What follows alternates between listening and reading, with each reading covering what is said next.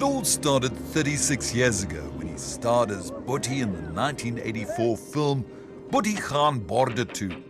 It broke box office records at the time and turned actor Arnold Vosloo into an overnight household name. But Boetie didn't stay on the border. He decided to head for Hollywood, one giant leap for a young South African. Arnold, great to meet you, and thanks for giving us this time. Thank you, Derek. We've never done this. Of course, you're a legend here, and my first time, so be gentle. Sometimes people call it being a relic. The difference between a legend and a relic. No, take legend, take legend. I'm going to take legend, okay. Yeah. Arnold, it was your parents who really set the stage for you. Yes, absolutely. My parents were both in the business way back, touring with the old National Theatre. And then my father started a movie company. It was after Boetie that this boykie from Alberton leapt into the big time. And even though Hollywood was always an ambition, love was the catalyst that finally led him to the bright lights. Arnold met his first wife, American actress Nancy Mulford, on set during the filming of his first international starring roles. Acts of Piracy and Skeleton Coast were filmed in Namibia. They got married and moved to the States. I'd always wanted to go, and sort of the Nancy happened in my life, and suddenly I found myself there, and I thought, no, I'm really going to give it a go. And I came back and told my parents and my sister at the time, this is it, guys, I'm going to go over there now and give it a shot, and got on the plane and went. Going from fame at home to a no-name in the States wasn't easy for young Arnold. Certainly the first 2 years were tough. I always tell the story of one of the first auditions that I went on. There were like 500 guys, around the block in a line. And 4 of them looked like me. So, like, what makes you think you're going to get this job? So people knew who I was here, and suddenly I was over there, and people were like, Arnold who? Get in line. That's me, yeah. That's me, yeah. This is how I looked in the play. So you went through this long struggle to get known in America. Did you think of packing up and coming home?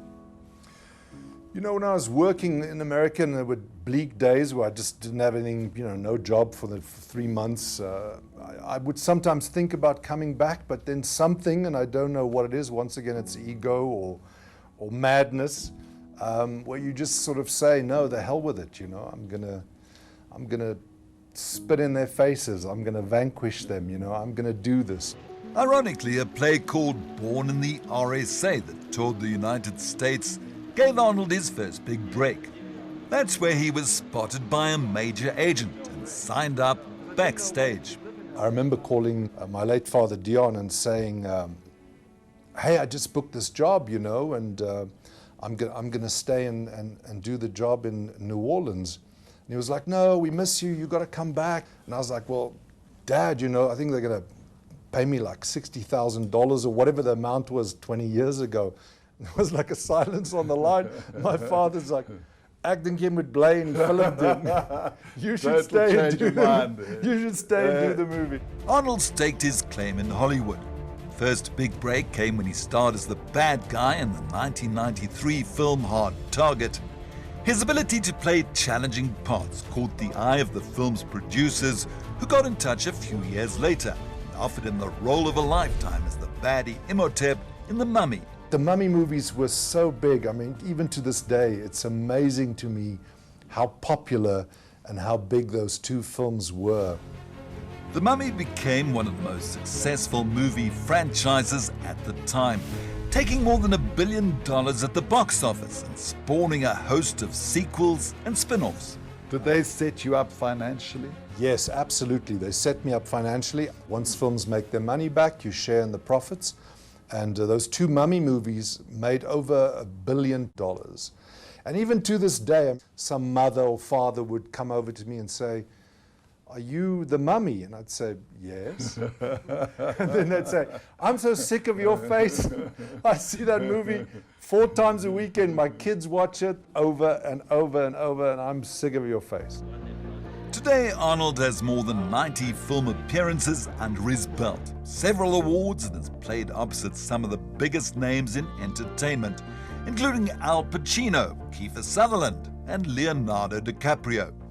Arnold may live in Santa Monica with his wife Sylvia and dog Zuzu, but it's clear that his heart and soul are still in South Africa. So when you come back here, Arnold, what makes you feel good about being back? Man, everything. There's the intangibles, you know, there's the sunsets, those things that just take your breath away, and you know, your favorite foods, and braaiing, and stony ginger beer, and bar ones, and all those things. One of the cool things about COVID, and it's the only cool thing for a guy like me that's got a known face, is when you put a mask on and a hat, nobody recognizes you, right?